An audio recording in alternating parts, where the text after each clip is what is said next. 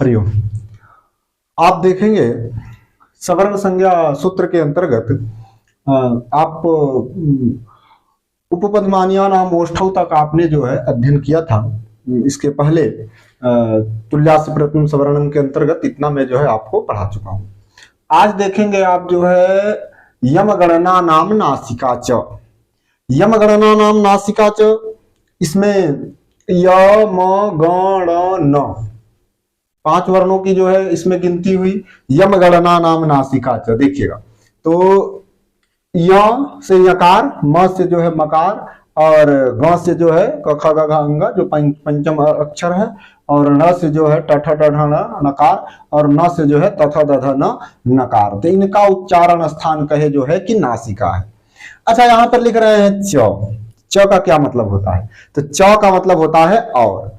तो यम गणना नाम नासिका च, च से यह पता चला कि इसका और भी कोई उच्चारण स्थान है जहां से जो है यह वर्ण उच्चरित होता है। तो कहे स्व स्व वर्गे, अपने अपने वर्ग में। जैसे देखिएगा या को देखिएगा, पहले या को देखते हैं तो यह कहां का है? चवर्ग का है। च छ ज झ य चवर्ग का पंचम अक्षर है। तो चवर्ग का जो है पंचम अक्षर है य, तो उसका अपने साथ आपने पढ़ा था इचु यसा नाम तालु। हाँ, इकार चू से चवर्ग, यकार और जो है तालब्दी सकार का उच्चारण स्थान क्या है? तालु है। तो इचु यसा नाम तालु में अपने वर्ग में इसका उच्चारण स्थान तालु है। ठीक है। उसी तरह से मकार का भी अपने वर्ग में यानी कि पवर्ग में प फ ब भ म, तो पंचम अक्षर है, तो उसका वहां पर उच्चारण स्थान उपपदमानिया नाम ओष्ठौ, वहां पर एक उच्चारण स्थान ओष्ठ है। इसी तरह से ग का अको विसर्जनीय नाम कंठा, तो क में जो है क ख ग घ ग, तो इसका उच्चारण स्थान वहां कंठ है। यहाँ नासिका भी है, वहां कंठ भी है। अपने वर्ग में जो इसका उच्चारण स्थान है वो तो है ही है, यहां पर अलग से भी कहा गया यम गणना नाम नासिका च। इसको देख लीजिएगा, ण को देख लीजिएगा, ट ठ ड ढ ण, तो ण भी क्या है? जो है अपने वर्ग में जो है मूर्धा है और यहां पर नासिका है। इसी तरह से न अपने वर्ग में, त थ द ध न, वहां पर जो है क्या है? जो है लृतुलसा नाम दंत, तवर्ग में जो है त थ द ध न, लृतुलसा नाम दंत, याद रखिएगा। तो वहां पर दंत भी है और यहां पर नासिका है। तो इसीलिए च से आप क्या ग्रहण करेंगे? यम गणना नाम नासिका च, अर्थात यहां पर तो जो है इन वर्णों का जो है नासिका उच्चारण स्थान है ही है, और चकारात जो है स्व स्व वर्ग, अपने अपने वर्ग में जो उनका उच्चारण स्थान है वह भी रहेगा। तो इसे कहने, इस तरह से कहने से जो है इन यम गण न, इसके जो है 2 उच्चारण स्थान जो है हो जाएंगे।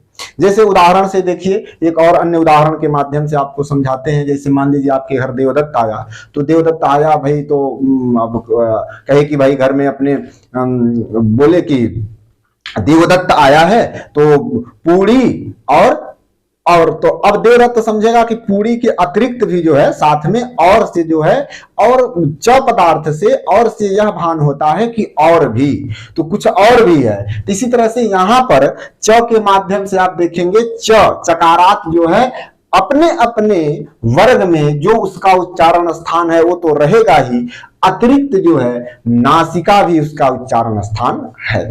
ठीक हो गया। ए दैतोह कंठतालु, ए दैतोह कंठतालु आप देखेंगे जो है ए दैतोह, तो ए और ऐ का उच्चारण स्थान क्या है? जो है कंठतालु है।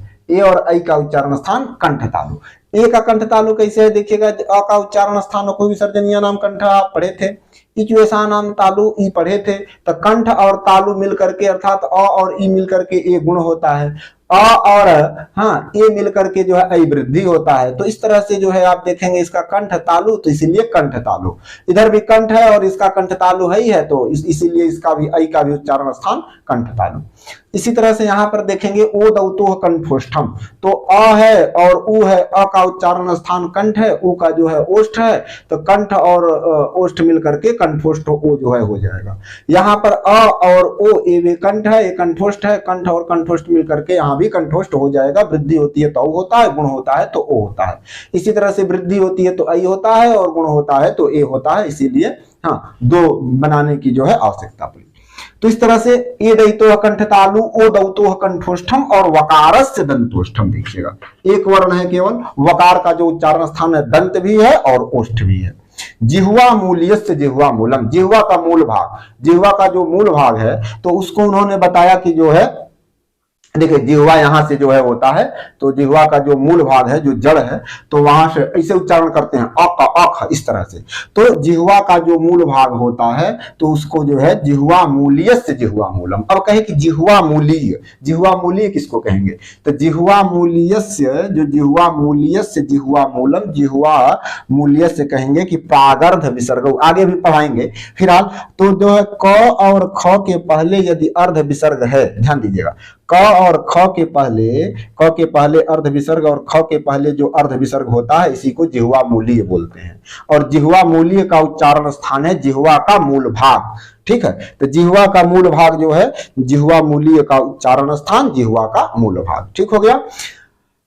अर्ध विसर्ग क्या है, बहुत लोग समझते हैं कि अर्ध विसर्ग क्या है, नहीं समझ पाते हैं, तो थोड़ा उसको भी बताएंगे। अभी अर्ध विसर्ग को भी समझा देते हैं। फिलहाल यहाँ पर देखिएगा नासिका अनुस्वार से, जो अनुस्वार है इसका उच्चारण स्थान क्या है, जो है नासिका है। तो इतना समझ गए। जैसे उच्चारण स्थान, जैसे मान लीजिए हम लोग पढ़ते हैं जो है की और म, ऐसे तो म पढ़ते हैं, म को अनुस्वार हो जाता है, हम अनुस्वारा सूत्र से हल के परे रहते, तो यहाँ पर जब ऐसे लिखते हैं तो इसी का उच्चारण स्थान जो है क्या हो जाता है, कहते हैं कि नासिका से इसका उच्चारण स्थान होता है नासिका अनुस्वार से, अनुस्वार का जो है नासिका।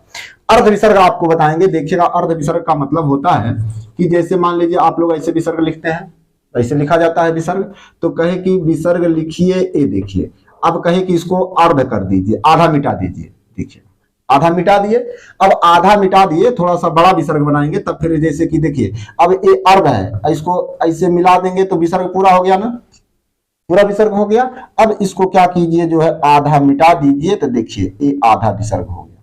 इसी तरह से यहां भी आप समझ लीजिए ये पूरा विसर्ग हो गया, और जब इसको ऐसे मिटा देंगे तो हो जाएगा ये आधा विसर्ग। समझ में आया ना, आधा विसर्ग इसी को बोलते हैं। तो ये आधा विसर्ग जब क और ख के पहले रहेगा तो ये जिह्वा मूल्य हो जाएगा, और वही प और फ के पहले आधा विसर्ग रहेगा तो पदमानी हो जाएगा।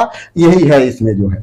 तो इतनी बातें समझ गए आप। और एक चीज और आप समझ लीजिएगा, देखिएगा ये एक जो है देवदत्त का जो है कंठ तक का मैं किया हूं, समझाने के लिए आप लोगों को बनाया हूं। क्योंकि सभी जो है जैसे आप पढ़ रहे हैं अको विसर्जनीय नाम कंठ, तो यहाँ से कंठ भाग से यहाँ से देखिएगा। ठीक है, तो अको विसर्जनीय नाम कंठ, उसके बाद जो है इचु यसानाम तालु, तो मुख के अंदर के जो ऊपर का हिस्सा है वो तालु जो है बोलते हैं उसको। जैसे च का उच्चारण करेंगे तो जिह्वा जाकर के वहां तालु में जो है चोट करेगी, तो उस तरह से इचु यसानाम तालु। ऋतु रसानाम मूर्धा, ये देखिएगा इस भाग को मूर्धा बोलते हैं, ये वाला भाग तो मूर्धा होता है। अर्थात जैसे बोलिए ट, यहाँ पे हाथ रखिए, बोलिए ट, तो देखिए यहाँ झंकृत होगा, थोड़ा कंपन होगा आपके हस्त में, जो है यहाँ की ध्वनि जो है आपको हस्त को जो है टच करेगी। तो आप यहाँ पर रख के और फिर बोलिएगा तो देखिएगा ट र र, तो इस तरह के जो उच्चरित जो वर्ण हैं वो मूर्धा से जो है होते हैं। तो कंठ देखे, तालु देखे, मूर्धा देखे, ऋतु रसानाम मूर्धा, ऋतु रसानाम दंता, दंत जानते ही है, मुख के अंदर का जो हिस्सा होता है दंत होता है।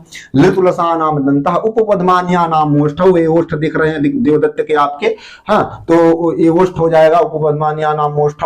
हाँ, उसके बाद जो है आपने पढ़ा था जो है यमगणना नाम नासिका, तो ये नासिका हो गया। कंठ, तालु और कंठोष्ठ, कंठ और तालु से जिन वर्णों का उच्चारण हो जाए तो दोनों को मिला करके, और फिर जो है दंत, दांत और ओठ से जिन वर्णों की जो है जैसे वह बोलते हैं। तो इस तरह से आप जो है इसमें सारा जो है समझे, और काफी जो है आप इसको जो है चिंतन कीजिएगा।